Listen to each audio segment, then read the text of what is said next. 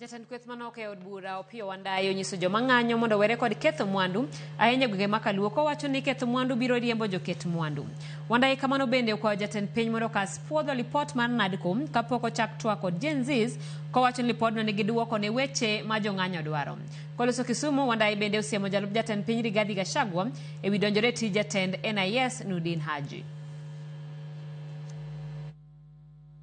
Those organizers especially those from the civil society, please, if you organize demonstrations, be sure that you have the capacity to guide the demonstrators and to work closely with the police to prevent infiltration of such demonstrations by wrong elements.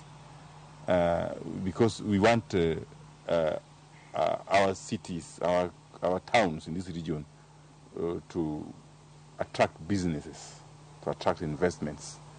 And therefore, even as people go about exercising their democratic right under the constitution of demonstrations, we would want very minimal damage, if any, to our infrastructure and business premises. Let us see, beginning Monday next week, a commitment by the government side to have the implementation of the NADCO report fast-tracked before you can embark on any other dialogue, really.